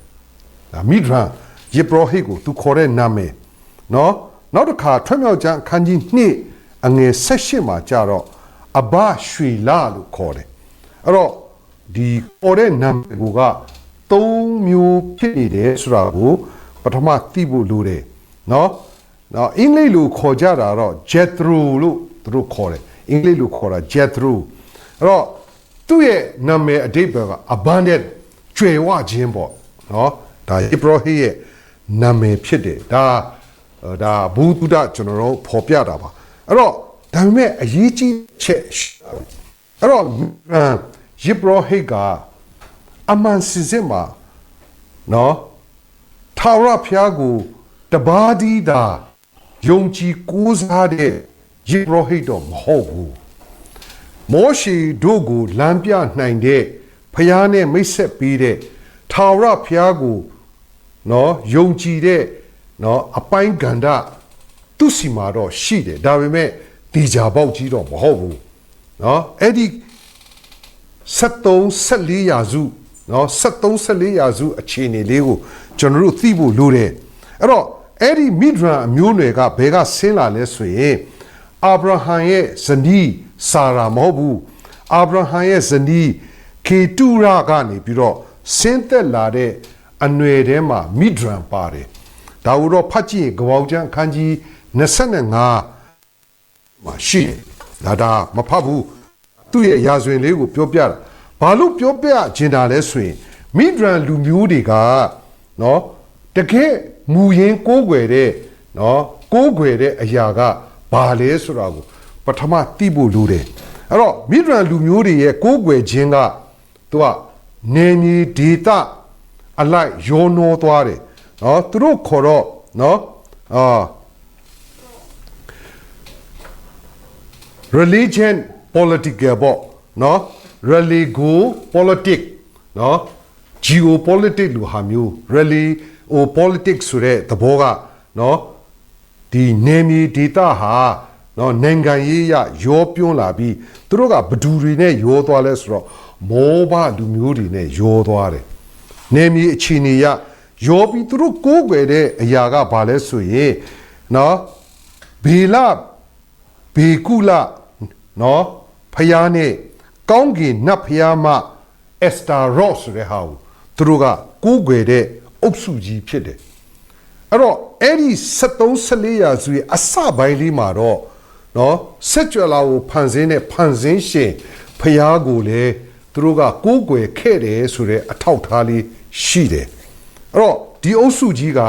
နော်တမာတရားနဲ့ကြည့်ရင်တော့တမာတရားအပေါ်မှာလုံးဝရပ်တဲ့အဖွဲ့မျိုးတော့မဟုတ်ဘူးအဲ့ဒါကြောင့်နောက်ပိုင်းမှာမိဒရန်လူမျိုးတွေနော်မောဘအနွယ်ဝင်တွေဟာဖျားသခင်ရဲ့ရှေ့တော်မောက်မှာနော်ဖျားသခင်ဆက်စုပ်ဖွယ်ရာကိစ္စတွေဖြစ်လာတာဒါလို့ဆိုရင်ကျွန်တော်တို့သဘောပေါက်ပြီအဲ့တော့အဓိကကြတဲ့အချက်ကမိဒရန်ယေဘရဟိကဘာဖြစ်လို့နော်မောရှေကိုအကြံပေးနိုင်တာလေအဲ့ဒါကိုအဓိကထားနေတာအဲ့တော့မောရှေကဘယ်လိုလူစားမျိုးလဲလို့မေးရင်မောရှေအသက်120မှာပထမနှစ်40ဟာမောရှေကဖာရောမင်းရဲ့သမီးရဲ့သားအနေနဲ့နော်အီဂျစ်နိုင်ငံမှာမင်းသားတယောက်ရဲ့တတ်အပ်တဲ့ပညာသင်ကြားပြီးအဲ့ဒီဝန်းကျင်ထဲမှာအသက်ရှင်လာတဲ့လူဖြစ်တယ်ဒါကြောင့်မောရှေကိုတော့အထင်သေးလို့တော့မရဘူးဣသရေလလူမျိုး6သိန်းကိုနော်ခေါ်ဆောင်လာတဲ့အခါမှာသူကစစ်တပ်ပုံစံအတိုင်းအမျိုးအစဉ်ဆက်ခြိတက်လာတယ်နော်ခြိတက်လာပြီးတော့အဲ့ဒီလမ်းမှာသွားနေစဉ်မှာနှစ်ပေါင်း430ကျွန်ခံတဲ့ကျွန်အဖြစ်အလုတ်လုတ်လာတဲ့သူတွေကိုစစ်ပညာလဲသူကအဲ့ဒီသွားနေတဲ့ကာလမှာလဲသူကသင်ကြားပေးနိုင်လို့နော်ယောရှုခေါင်းဆောင်ပြီးတော့နော်ရန်သူများကိုတိုက်ပွဲဝင်တဲ့အခါမှာမောရှေကတောင်ပေါ်ကနေတောင်မွေးမြှောက်ထားတယ်ဆိုတဲ့အဲ့ဒီအဖြစ်ပြက်ဒီအားလုံးကနော်ဣတိလလူမျိုးတွေကိုလည်းလမ်းသွားနေရင်းနဲ့စစ်တပ်ပုံစံစစ်သားပုံစံကာကွယ်နိုင်အောင်သူကလှုပ်သွားပေးတာအဲ့တော့မောရှေရဲ့ပညာကဏ္ဍဟာနော်တော်တော်လေးကိုလေးနက်တဲ့ပညာကဏ္ဍသို့တော့ဒီ အုတ်ချုပ်ပိုင်းဆိုင်ရာမှာနဲ့နေတဲ့အရာရောက်လာတဲ့အချိန်မှာလိုသွားပြီသူတယောက်တည်းပဲဖြည့်ရှင်းနေတဲ့အခါမှာရောက်ခမတော်သောမိဒရန်နော်ယေဘရဟိကဟေးနေဒီလိုပဲလုပ်နေရင်အစင်မပြေဘူးလူတွေစိတ်ပြက်ပြီးတော့အားလျော့မယ်ဒါကြောင့်နော်လောဘကိုယွန်ရှာသောသူတစ္ဆာရှိသောသူနော်ဖြောင့်မတ်သောသူကိုရွေးပါ1000အုပ်နော်100အုပ်50အုပ်10အုပ်အဲ့ဒီလိုခွဲပြီးတော့နော်တခါတည်းစီရင်ပါအဲ့ဒါကလွန်လာမှမင်းစီရင်ပါဒါဆိုရင်မင်းအလုပ်လုပ်လို့အဆင်ပြေမယ်အဲ့ဒီနော်နှစ်ပေါင်းများစွာအစကနဦးတွေကပြောတဲ့အရာကဒီနေ့ခေတ်ထိအသုံးဝင်နေတဲ့နော်ဒီအုတ်ချုပ်ရေး structure ပေါ့ဇယားကိုပြောနိုင်တဲ့ယစ်ဘရဟိတ်ဒါဆိုကျွန်တော်တို့သဘောပေါက်ပြီအခုကျွန်တော်ပြောချင်တာအဲ့တော့ဒီနေ့ကျွန်တော်တို့အားလုံးကနားလည်ဖို့ကငါတို့ဖျားသခင်အမှုတော်ထဲမှာပါတဲ့ကြောင့်ဝိညာဉ်တော်ကကျွန်တော်တို့ကိုဖော်ပြတယ်ဝိညာဉ်တော်ကအလုပ်လုပ်တယ်ဒါကျွန်တော်တို့တောက်လျှောက်ပြောကြတယ်ဟုတ်ပြီနော်တောက်လျှောက်ပြောတယ်အေးခရစ်တော်ကိုမယုံတဲ့သူအုပ်စုကြလို့ရှိရင်ဒါ evil spirit ကမကောင်းဆိုးဝါးတွေကသူတို့ကိုနော်ကောင်းကြီးပေးလို့မကောင်းဆိုးဝါးတွေကပန့်ပိုးလို့သူတို့လုံနိုင်တယ်အဲ့ဒီအတွေးဖြစ်တယ်အမှန်တော့အဲ့ဒီလိုမဟုတ်ဘူးကျွန်တော်အခုစောစောကပြောချင်တဲ့ကပ္ပဦးကျမ်းခန်းကြီး2အငယ်15မှာပါတဲ့နော်ပါတယ်နော်အေဒင်ဥယျင်အဝကိုအာဒံကိုခေါ်လာပြီးအေဒင်ဥယျင်ကိုကြည်ရှုပြုစုပါအဲ့တော့ပြောချင်တာဘုရားသခင်ရဲ့ Kingdom System တဲ့ကိုဝင်လာတဲ့သူတိုင်းနှလုံးသားထဲမှာ passion ဖြစ်ရင်အဲ့ဒီအုပ်ဆိုးခြင်းအာနာဇက်ကအထဲထဲကနေထွက်လာပြီးအသစ်သောနော် idea တွေအသစ်သောလှုပ်ဆောင်ချက်တွေအသစ်သောအင်အားတွေကိုဖြစ်စေတယ်ဆိုတာကိုသိစေဖို့ဖြစ်တယ်အဲ့တော့မိဒရန်ယေဘရဟိတ်ကမောရှေလုပ်နေတာကိုကြည့်တဲ့အခါမှာနော်အားလျော့စိတ်ပြက်မယ်လို့စောစောကဖတ်တဲ့ထဲမှာပါပြီးပြီနော်ဖျားခင်နိုင်ငံတော်ကြီးအားလျော့စိတ်ပြက်သွားမယ်အဲ့တော့ kingdom ရဲ့ system ယော့နေသွားမယ်ပျက်စီးသွားမယ်အဲ့တော့ဘုရားသခင်နိုင်ငံတော်ကြီးနဲ့ဆိုင်တဲ့နော်စီမံကိန်းကြီးကအားလျော့သွားမှစိုးတဲ့အတွက်ကြောင့်သူသွားပြီးတော့အကြံပေးတာအဲ့တော့ဘုရားသခင်ရဲ့စနစ်ထဲကိုဝင်သွားတာအဲ့ဒီခါမှာသူ့စိတ်နှလုံးထဲမှာဖြစ်တဲ့ passion ပေါ့ပြင်းပြတဲ့စိတ်ကဘုရားကျွန်တော်တို့ထဲမှာထည့်ပေးထားတဲ့အုပ်ဆိုးခြင်းအာနာဇက်နဲ့ဘုရားကျွန်တော်တို့ကိုအနှင်းထားတဲ့နော် captivate နော် captivate ဆိုတဲ့အဲ့တော့စိတ်နှလုံးထဲမှာမွေးမြူတဲ့အခါမှာတကူထွက်လာတာသူကအဲ့တော့အဲ့ဒီအရာကိုကျွန်တော်တို့သဘောပေါက်ဖို့ဖြစ်တယ်အဲ့ဒီအရာကိုသဘောပေါက်ဖို့ဖြစ်တယ်အဲ့တော့ captivate ရဲ့နော်သူနဲ့နော် another နော်သူနဲ့နောက်ထပ်စကားလုံးတွေကျွန်တော်တို့နားလည်ဖို့ဆိုရင်နော်သူက promote နော် produce နော်မြင့်တင်တယ်နော်ကျွန်တော်တို့ရဲ့အသက်တာမှာစီးဆင်းစေတယ်နော်နောက်ပြီးတော့နော်ထုတ်ကုန်နဲ့ပြောမယ်ဆိုရင်ကျွန်တော်တို့ထုတ်ကုန်တွေများစွာလှုပ်ဆောင်ပြီးနိုင်တယ်ဆိုတော့အဲ့ဒီဟာတခါလေမှာကျွန်တော်တို့အသက်တာထဲမှာ to multiply နော်ပွားများအောင်လုပ်နိုင်တဲ့ဟာမျိုးကို cultivate ဆိုတဲ့စကားလုံးကအဲ့ဒီလောက်ထိ powerful ဖြစ်တယ်အဲ့တော့ကျွန်တော်တို့သိဖို့လိုတာကအဲ့ဒီ passion ကအထက်ထဲမှာဒီမိဒရန်ယေဘရဟိတ်ထဲမှာဖြစ်လာတဲ့အခါမှာငါမောရှေကိုတော့ကူရတော့မယ်နိမို့ဆိုရင်လူတွေအာရော့စိတ်ပြက်သွားမယ်အတိတ်ဘယ်ကနိုင်ငံတော်ကြီးယူရင်းသွားနိုင်တယ်အဲ့ဒီခါမှာဖခင်ရဲ့အကြံစီတဲကိုဝင်သွားပြီသူကအဲ့တော့သူပြောတဲ့အရာကအောင်မြင်သွားတယ်ဒီနေ့ကဘာမှာခုတည်းထိသုံးနေတုံးဖြစ်တယ်ကဲဒါအော်စရာကောင်းတဲ့အချက်ဖြစ်တယ်အဲ့တော့ကျွန်တော်တို့ယုံကြည်သူတွေနားလည်စီဖို့ဖြစ်တယ်အဲ့တော့ကျွန်တော်ယုံကြည်သူတွေကဒီဥစ္စာကိုသုံးသင့်တယ်မသုံးသင့်ဘူးဆိုတာကိုเนาะနားလည်စီဖို့ဖြစ်တယ်အဲ့တော့ဒီကဘာဦးကျမ်းခန်းကြီး1 26မှာအုပ်ဆိုးစီလို့เนาะ ဖះကကျွန်တော်တို့ကိုနော်အာနာဇက်အနှင်းတဲ့အခါမှာတကယ်တော့အဲ့ဒီအုပ်ဆိုးစရာ dominion အင်္ဂလိပ်လိုတော့ dominion လို့ခေါ်တယ်အဲ့တော့ dominion ဆိုတာဘာလဲလို့ပြောရင် power တကူပဲတဲ့ use of power အသုံးပြုနိုင်တဲ့တကူပဲတဲ့ဟာဒါတော့ကောင်းတဲ့စကားလုံးဖြစ်တယ်နော်အဲ့တော့ကျွန်တော်တို့အသက်တာထဲမှာနော်ဒီ dominion ဆိုတဲ့စကားလုံးအုပ်စိုးစေဆိုတဲ့စကားလုံးကကျွန်တော်တို့အထက်ထဲမှာဖះတကူနော်အသုံးပြုနိုင်တဲ့တကူကိုပြင်ဆင်ထားပြီးရဲ့ဒါနဲ့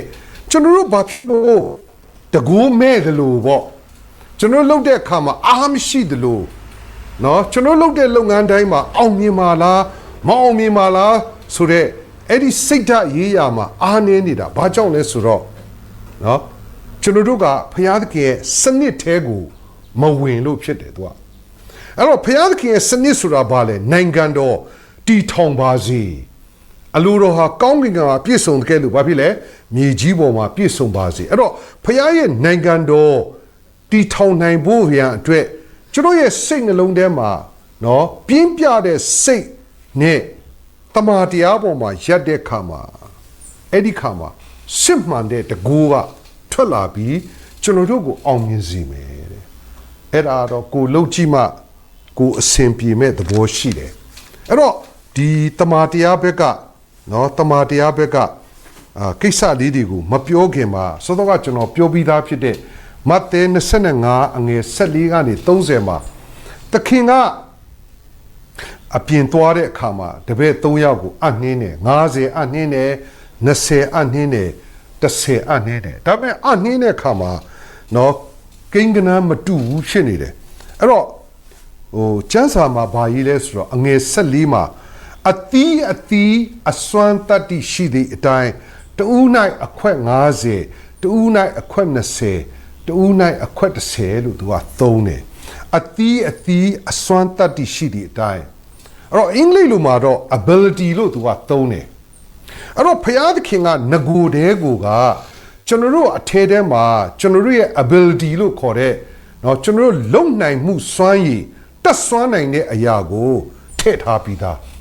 ဒါပေမဲ့တယောက်နဲ့တယောက်တော့မတူဘူးဘာလို့မတူရတာလဲလို့မေးရင်ဘုရားသခင်နိုင်ငံတော်မှာသူလှုပ်စီလိုတဲ့အခန်းကဏ္ဍကဟိုးပေါ်ကဘုရားသခင်ကဒါရိုက်တာဖြစ်တဲ့အတွက်ကြောင့်ဒီအခန်းကဏ္ဍမှာဒီအင်အားနဲ့လုံမယ်ဆိုရင်အောင်မြင်မယ်ဒီအခန်းကဏ္ဍကဒီအင်အားနဲ့လုံမှအောင်မြင်မယ်ဆိုတာကိုသိထားပြီးသားမှုလို့စဖန်ဆင်းတဲ့ကအဲ့ဒါကိုပုံစံခွက်ထဲမှာထည့်ထားပေးတာဒါကြောင့်ကျွန်တော်တို့မှာအစွမ်းရှိပြီးသားဖြစ်နေတယ်ဒါကြောင့်ဒီအစွမ်းကိုသူကယုံကြည်လို့တယောက်ကို50အပ်တယ်တဲ့တယောက်ကို20အပ်တယ်တယောက်ကို10အပ်တယ်အဓိပ္ပာယ်ကမင်းရဲ့ ability က50အပ်ရင်ချင်းတီမှုတ်ချမင်းလုံနိုင်တာတိုးကိုတိုးပွားမှာ20အပ်ရင်တိုးပွားမယ်ကွာ10အပ်ရင်ရှုံးမှာမဟုတ်ဘူးနိုင်မှာကွာဆိုတဲ့အဲ့လိုသဘောမျိုးဖြစ်တယ်တဲ့အဲ့တော့ကျွန်တော်တို့သဘောပေါက်ဖို့ဖြစ်တယ်အဲ့တော့ ability ကနော် Greek လို့ဆိုရင်နော် dynamic အင်္ဂလိပ်လို့ဆိုရင် dynamic တဲ့သူက dynamic ဆိုအားလုံးသိပြီ dynamic dynamite အဲ့တော့အဓိပ္ပာယ် strength power တဲ့ဟောဒီ ability ဆိုတာကျွန်တော်တို့ထဲထဲမှာ strength power ရှိတယ် dynamic ဆိုတာပောက်ကွဲတဲ့လက်ပစ်ဘုံလို့မျိုးပေါ့အထဲထဲမှာကျွန်တော်တို့ကိုထည့်ထားပေးတယ်တဲ့နော်အဲ့ဒီ power ကနော်အဲ့ဒီ power ကစင်ဆက်မပြတ်သူကစီးဆင်းလို့ရတဲ့ power မျိုးဖြစ်တယ်အဲ့လိုမျိုးအဲ့တော့ကျွန်တော်တို့ကကိုယ့်ကို short တွဲပြီးတော့အသက်ရှင်တဲ့အခါမှာနိုင်ငံတော်အတွက်အလုံးမဖြစ်တယ်လို့ကျွန်တော်တို့အသက်တာအတွက်ကောင်းကြီးလည်းမဖြစ်ဘူးဟုတ်တယ်နော်ဘာကြောင့်လဲကျွန်တော်ရှင်းပြ50သမားကလှုပ်ရှားလိုက်တာသူ့ရဲ့ ability ရှိတဲ့အတိုင်း100ဖြစ်သွားတယ်20သမားကလည်းလှုပ်ရှားလိုက်တာ40ဖြစ်သွားတယ်10သမားကမြေကြီးထဲမှာသွားမြုပ်ပလိုက်တယ်သူ့ ability ကို तू မသုံးဘူးအဲ့တော့စိုးညစ်ပြင်းကြီးတဲ့ငယ်သားဖြစ်သွားတယ်ကဲထားလိုက်တော့ तू က Alors, ngase the maga, tiyala ato. Ta do this she de nedaga. Nga ni atu seizing bale kanzazi. Alors, payaga, tu ne atu. Tu she de seizing babile. Chano kanzaya ma. Alors, Diusa liga chano the bop of who hit it. Alors, tu English version ma tu jirali, English lu patchinum ho chano chailu. Well done, Hamia pipi somi. Good and faithful servant. Good and faithful servant. Enter into the joy of your Lord. The king atu one million kanzazamba. Do what the loop yora. That's all. So do up your The king payaha tamachansa dema. No, Chonurugu chanda jin sureniama. The gego. သူ့ရဲ့အလိုဆန္ဒဟာပါပြီးသားဖြစ်တယ်။ဒါပေမဲ့တမာတရားနဲ့အညီသူကပြင်ဆင်တာ။ဒါကြောင့်ကျွန်တော်တို့သုတ်တာစကားလဲကျွန်တော်တို့အားလုံးသိပြီးသားပါ။ကောင်းကြီးမင်္ဂလာဟာစီးစိမ်ကိုဖြစ်စေတယ်။အဲ့ဒီစီးစိမ်ဟာဝမ်းနေခြင်းအကြောင်းနဲ့မရောဘူးလို့သူကပြောတယ်။အဲ့တော့ကျွန်တော်တို့ကသဘောပေါက်ဖို့ကဘာလို့ရမလဲဆိုတဲ့အချက်ကိုသိဖို့လိုတယ်။အဲ့တော့တစ်ချက်ကျွန်တော်တယောက်တည်းအနေနဲ့နော်တခင်နဲ့အတူတခင်စီးစိမ်ကိုဝမ်းမြောက်စွာခံစားမယ်ပြီးရင်ကျွန်တော်နဲ့မိသားစုလည်းတပါးဒီခံစားမယ်အဲ့တော့ကျွန်တော်ဆိုလိုတာဖယားအပိုင်းကကျွန်တော်ကိုအပ်ပေးတဲ့90ဆိုပေမဲ့ကြောက်စရာမဟုတ်ဘူးအဲ့ဒီ90ကိုကျွန်တော်ရဲ့ပုံစံခွက်ထဲမှာရှိတဲ့ ability က100ဖြစ်အောင်လုပ်နိုင်တယ်ဘာကြောင့်လုပ်နိုင်တာလဲလို့မေးရင်ကျွန်တော်ကနိုင်ငံတော်ကိုမျှော်ကြည့်ပြီးတော့အသက်ရှင်တဲ့အခါမှာကျွန်တော်ထဲထဲမှာရှိတဲ့ဖျားထက်ဖိထားတဲ့ dominion အဲ့ဒီသူကလှုပ်ရှားတာအဲ့တော့ဗမာလူကအုပ်စိုးခြင်းအာဏာစက်လှုပ်ရှားပြီအဲ့တော့လှုပ်ရှားတာဘာကြောင့်လှုပ်ရှားလဲဆိုတော့နိုင်ငံတော်ကိုပြီးပြည့်စုံအောင်လုပ်တယ်ဆိုတဲ့အဲ့ဒီခွင်တွေကိုဝင်သွားတာအဲ့တော့ကျွန်တော်တို့ကျန်းစာကိုတီးတိချာကြည့်ဖို့လိုတယ်ဒီတမန်တော်ခိုင်း30မှာအားလုံးယောမတတ်မှုနော်ယောမတတ်မှုကဣတိလပြည်ကိုရောက်လာပြီးဣတိလလူမျိုးတွေလှုပ်တာလိုက်ကြည့်ပြီးတော့လှူကြည့်တယ်ဝတ်ပြုတာဝတ်ပြုကြည့်တယ်အဲ့တော့တကယ်တမ်းပြောမယ်ဆိုborn again မဟုတ်ဘူးနော်ကောနေလီနင် born again မဟုတ်ဘူးနင်လူကြည့်တာ born again ဆိုတော့ဘယ်ကောင်းချီးရမလဲနင်ဝတ်ပြုတယ်ဆုတောင်းတယ်နင် born again မဟုတ်ပဲနင်ထဲထဲမှာ evil spirit ဒီလိုပဲပြောမှာပေါ့ကျွန်တော်တို့ချမ်းကအဲ့ဒီလိုမဟုတ်ဘူးသူကနိုင်ငံတော်ရဲ့စနစ်ထဲကိုသူကအပြည့်အဝမသိပေမဲ့သူဝင်သွားပြီသူကအဲ့တော့ကောင်းကင်တမန်ရောက်လာတဲ့အခါမှာကောနေလီနင်းရဲ့ဆုတောင်းခြင်းနင်းရဲ့စွန့်ကြဲခြင်းဟာဘုရားသခင်ရှေ့ရောက်တယ်လို့သူကသုံးတယ်လေအဲ့ဒါ born again ဖြစ်သေးတဲ့လူမဟုတ်ဘူးအဲ့တော့ကျွန်တော်တို့ကမယုံကြည်သူတွေဘာဖြစ်လို့ကောင်းကြီးရလဲဆိုတာအဲ့ဒါကျွန်တော်တို့တေးသေးချာချာစဉ်းစားမယုံကြည်သူတွေဘာဖြစ်လို့အောင်မြင်တာလဲအဲ့တော့ကျွန်တော်တို့ကလွှဲချတယ် evil spirit ကြောင့်မကောင်းဆိုးဝါးတွေကသူ့ကိုစာတန်ကသူ့ကိုပံ့ပိုးတာကွာအဲ့ဒါကျွန်တော်တို့အလွယ်ပြောတာမဟုတ်ဘူးသူ့ထဲထဲမှာရှိတဲ့ dominion လို့ခေါ်တဲ့အုပ်စိုးခြင်းအာဏာစက်ကိုသူကသုံးတက်သွားတာ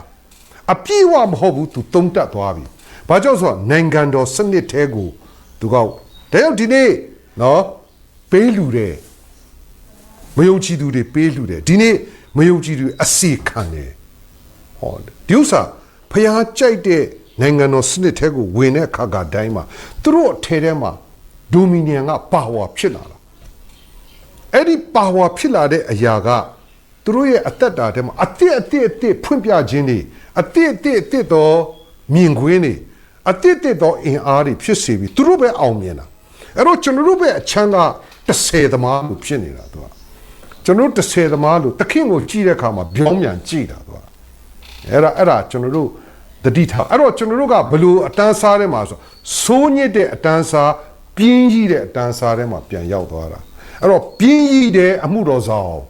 ပြင်းကြီးတဲ့ယုံကြည်သူအဲ့ဒီလိုမျိုးဖြစ်သွားအဲ့တော့ဘုရားသခင်ရဲ့အကြံစီမှာကျွန်တော်တို့ကိုအောင်မြင်ဖို့ပဲဖြစ်တယ်ဒါပေမဲ့ဘုရားကိုကိုးစားလိုက်ပါဘုရားလှုပ်ပေးမယ်အဲ့ဒါပြောတာမဟုတ်ဘူးအဲ့လိုမျိုး အပြင်းဇလန်တွေကိုကျွန်တော်တို့သွတ်သွင်းလို့မရဘူးကျန်းစာအဲ့ဒါလို့မပြောဘူးကဲနောက်တစ်ခုဒါ the last နောက်တစ်ခုကျွန်တော်ကြည့်ပြီးတော့ညီကုန်းချုပ်ပဲเนาะထွတ်မြောက်ကျမ်းခန်းကြီး31เนาะထွတ်မြောက်ကျမ်းခန်းကြီး31ကဲเนาะကျွန်တော်တို့နည်းနည်းချင်းလေးတော့ဖတ်ကြည့်တာပေါ့ထွတ်မြောက်ကျမ်းခန်းကြီး31เนาะဖတ်ပြီးတဲ့အခါကျမှကျွန်တော်ပြောပြချင်ပါတယ်အငယ်1ကနေပြီးတော့7တိကဲဖတ်ကြည့်အောင်ထွတ်မြောက်ကျမ်းခန်းကြီး31အငယ်1ကနေပြီးတော့7တိကဲဖတ်ရအောင်ကဲဖတ်ကြစို့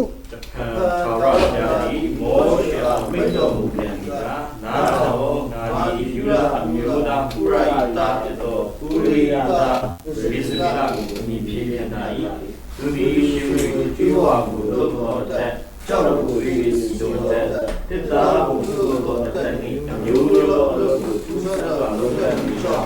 ဉာဏ်ပညာလေးကွာသိမှန်တဲ့မျိုးလို့မှာပြီးဘုရားသခင်ကိုဒီလိုဒီပြည့်စုံပြီးသူရင်းကျူတံမျိုးသားအတမိန်ကဟောတော်ရပါကိုရဲ့နာခတိုင်းနာမတိအာမာသာမြတ်လို့ဝိကမောလို့ပေါ်ပြီးလုတ်တဲ့ပြီးတော့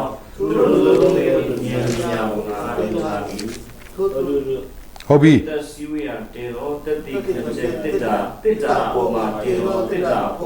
တဲတော်တစားရှိသည်များကို၎င်းဇပွဲနှင့်ဇပွဲတစားတို့ကို၎င်းစင်ကြယ်သောမိဂုံနှင့်မိဂုံတစားရှိသည်များကို၎င်းနန္တာပေါင်းရှုသောပလင်းမိရှုရာရဲ့အစ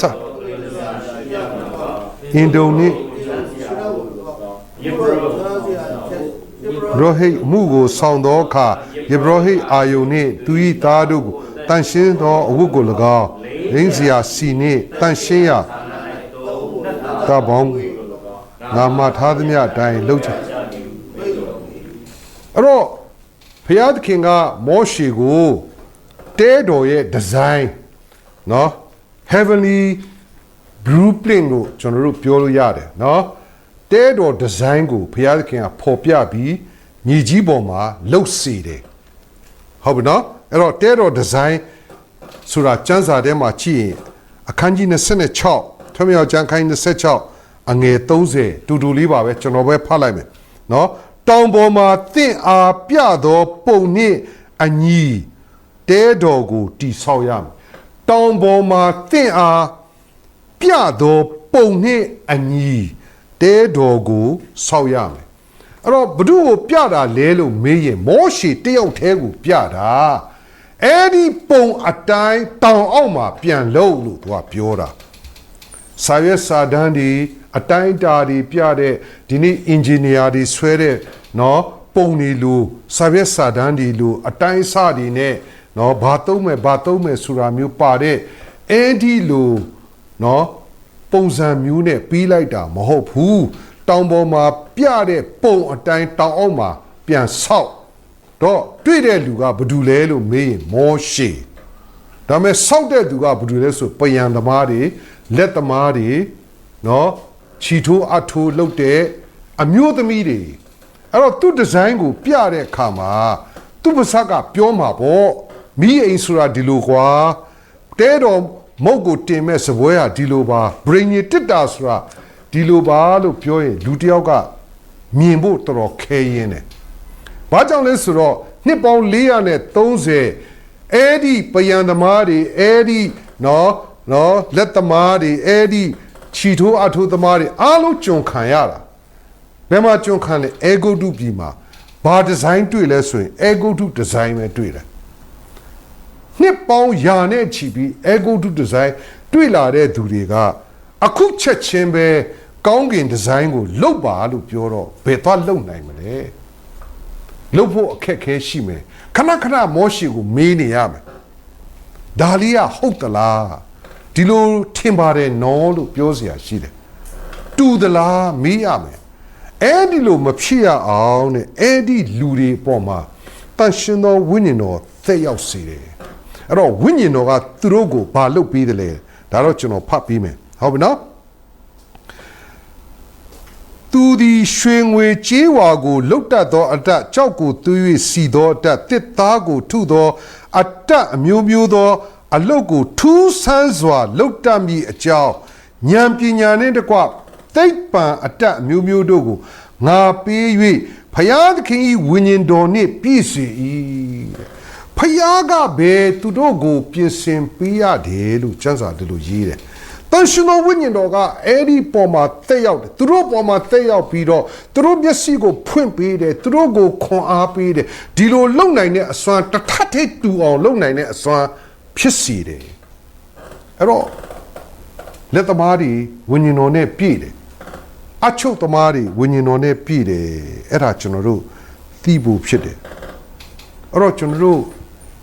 ဒီဥစ္စာဘာကြောင့်အဲ့ဒီလိုဖြစ်ရတာလဲလို့မေးရင်နိုင်ငံတော်ပေါ့တဲတော်ကြီးကိုတိဆောက်တဲ့လုပ်ငန်းမှာလက်သမားတွေပါတယ်ပယံသမားတွေပါတယ်ဗဒိန်သမားတွေပါတယ်ချီထိုးအထိုးအလုတ်လုတ်တဲ့အလုတ်သမားတွေပါတယ်အဲ့တော့ပါတဲ့အတွက်ကြောင့်သူတို့ပေါ်မှာဘုရားသခင်တန်ရှင်တော်ဝိညာဉ်တော်တက်ရောက်၍နော်သူတို့ပေါ်မှာပညာသိပ္ပံအတတ်တွေကိုသွန်းလောင်းပေးရတယ်အဲ့ဒီခါမှာအလိုလျောက်အဲ့ဒီအရာတွေတတ်ကျွမ်းပြီးတော့ပြီးပြည့်စုံအောင်လုပ်နိုင်တယ်ဒါအတူကောက်ပြောရင်အဲ့တော့ကျွန်တော်ဒီဥစ္စာလေးကကျွန်တော်တို့သဘောပေါက်ပြီအဲ့တော့ဘုရားသခင်ကအဲ့ဒီလိုဖြစ်အောင်ကျွန်တော်တို့ကိုဒိုမီနီယံကောင်းချမ်းခန်းကြီး1:26မှာတည်းကအုပ်စိုးခြင်းအာဏာစက်အုပ်စိုးစေအဲ့ဒီဒိုမီနီယံကိုကျွန်တော်တို့ထဲမှာထည့်ထားပြီဒိုမီနီယံဘာလဲ power use of power တကိုးကိုကျွန်တော်တို့သုံးနိုင်ဘယ်လိုသုံးရမလဲစဉ်းစားစရာမလိုကျွန်တော်တို့ passion ဖြစ်တာနဲ့ပြင်းပြတဲ့စိတ်ဖြစ်တာနဲ့အဲ့ဒါကပြင်းရည်ခြင်းရဲ့ဆန့်ကျင်ဘက်ကျွန်တော်တို့အထဲထဲမှာနော်အဲ့ဒီဖျားထည့်ထားပြီးသောအရာကအလွတ်လွတ်တယ်လောကီသားတွေတောင်အောင်မြင်တယ်ဗျာကျွန်တော်တို့ born again တွေကပို့ပြီးတော့အောင်မြင်မှာပေါ့ဒါပေမဲ့ကျွန်တော်တို့ born again တွေကပြင်းတာ哦အဲ့တော့ပြင်းအောင်ကျွန်တော်တို့ကို theology အမှားတွေထည့်ပေးတာပေါ့ဖျားလုံမှာပါနော်ဖျားလုံတာစောင့်နေစောင့်ရတဲ့အချိန်စောင့်ရမှာပေါ့ဒါပေမဲ့လုံရတဲ့ချိန်ကြတော့နေမိလို့ပဲလက်တစ်ဖက်ကနော်မြို့ရိုးတွေကိုပြင်ဆင်လို့နောက်တစ်ဖက်ကဓာတ်ကင်ထားတယ်ဒီလိုရေးတာဟုတ်တိုက်ဖို့လဲ ready ပဲဆောက်ဖို့ကလည်း ready ပဲအဲ့တော့အဲ့ဒါပြင်းတဲ့လူတော့မရအောင်ပြင်းလို့ကတော့မရအောင်အဲ့တော့ကျွန်တော်တို့အထဲထဲမှာ passion ဖြစ်ရမယ်ပြင်းပြတဲ့စိတ်ကကျွန်တော်တို့ရဲ့ dominion လို့ခေါ်တဲ့အုပ်စိုးခြင်းအာဏာစက်ကိုနိုးဆွတာအဲ့ဒီအရာကထွက်လာတဲ့အခါမှာကျွန်တော်တို့ကိုအောင်မြင်စေတာဖြစ်တယ်ဒါလေးကျွန်တော်ဖတ်တဲ့အခါမှာတော်တော်လေးကျွန်တော်အတွက်နော်အဆင်ပြေတယ်အဲ့တော့သူကဘလောက်ထိအောင်သွားလဲဆိုတော့အဲ့ဒီကာတီဘိတ်ကိုပဲပြန်ပြောချင်တယ်ကာတီဘိတ်ရဲ့နော်အဓိပ္ပာယ်ကအရန်လေးနဲ့သွားတယ်နော် multiply by generation နဲ့သူမျိုးဆက်ကဆင်းသွားနိုင်တယ် multiply လုပ်နိုင်တယ်ကိုအားဖြင့်လုံနိုင်တယ်လို့သူကပြောနေတာကိုလုံနိုင်တဲ့အတိုင်းကိုဒီနေရာမှာတစ်ခုတည်းတစ်ခါတည်းအဲ့ဒါပြောတာမျိုးဆက်ပြီးတော့ multiply ပွားများအောင်လုံနိုင်တယ် generation မျိုးဆက်ဆင်းသွားနိုင်အောင်ဆိုတော့အဲ့ဒီအားကိုကျွန်တော်တို့လှုပ်ဖို့လိုတယ်ကဲကျွန်တော်တို့အဆုံးသတ်ပြီအဲ့တော့ကပောက်ကျမ်းခန်းကြီးနေ့အငယ်9ထိုအခါထာဝရရှင်ဘုရားသခင်သည်လူကိုယူ၍အေဒင်ဥယျာဉ်ကိုပြုစုစောင့်ရှောက်စေခြင်းငှာထားတော်မူ၏to cultivate it and take care of it နော်ပြုစုစောင့်ရှောက်စေခြင်းဟာတော့ cultivate ဆိုတာဘာလဲကျွန်တော်ပြောပြီးပြီနော် cultivate ဆိုတာကနော် to grow to develop တော့ဖွံ့ဖြိုးနိုင်တယ်နော်ဖွံ့ဖြိုးနိုင်တယ်အဲ့တော့ကျွန်တော်တို့ကနော် neutral ဆိုတာစိတ်ထဲကနေပြီးတော့မွေးမြူလိုက်တာဖခင်ရဲ့နိုင်ငံတော်နဲ့ပတ်သက်၍ငါတို့အသက်ရှင်ရမယ်ငါတို့လုံရမယ်ငါတို့လူတွေပြောင်းလဲအောင်ဧဝံဂေလိလုံရမယ်ဒီလူရဲ့အသက်တာဒီမိသားစုရဲ့အသက်တာနော်ဘာပဲဖြစ်ဖြစ်ကိုတော့ကိုမြင်သွားဖို့လုံရမယ်ဆိုတဲ့စိတ်ကိုမွေးမြူတာနဲ့ အဲ့ဒီ cultivate ဆိုတဲ့စကားလုံးက power ပြောင်းသွားတယ်သူကဘာလို့ပြောင်းရလဲဆိုရင်အုပ်ဆိုးစီဆိုတာဟိုးကဘာဦးအစပါတဲ့ကလူကိုဖန်ဆင်းတဲ့ကအဲ့ဒီ authority ကိုထည့်ပေးတာအဲ့ဒီ authority ကဘာလဲ dominion power ဟုတ်ပြီနော် dominion ဆိုတာ power နော်နောက်ပြီးတော့နော် authority နော်နောက်ပြီးတော့ use of power နော်ကျွန်တော်တို့ကအဲ့ဒီအရာကိုကျွန်တော်တို့အထဲထဲမှာဖြစ်စေပြီးကျွန်တော်တို့ကလုံနိုင်သွားတာဒါကြောင့်90သမား100ဖြစ်သွားတယ်ဆိုတာ20သမား40ဖြစ်သွားတယ်ဆိုတာဘာမှမဆန်းဘူးဒါပေမဲ့30သမားလို့စဉ်းစားရင်တော့အဲ့ဒါပြဿနာရှိတယ်ဒါကြောင့်ဒီနေ့ကျွန်တော်ဘုရားသခင်အမှုတော်ထဲမှာနော်ပါဝင်လှုပ်ဆောင်ပါနော်ဒါကြောင့်ကျွန်တော်တို့ကနော်ဘောနဂန်နေဖြစ်ရတာနဲ့ကျွန်တော်တို့လူနေတဲ့အပိုင်းကအဲ့ဒါလေးကိုနားလည်ပြီးအသက်ရှင်ရင်ဘုရားသခင်ကျွန်တော်တို့ကိုကောင်းကြီးပေးပြီးသုံးမယ်လို့ပြောရင်းနဲ့ညီကုန်းချုပ်ချင်ပါတယ်ဘုရားသခင်အရောက်တိုင်းနဲ့နိုင်ငံတော်အတွက်အရောက်တိုင်းကိုအသုံးပြုပါစေလို့ဒီညာကကောင်းကြီးပေးလေပေါ်ပြလိုပါတယ်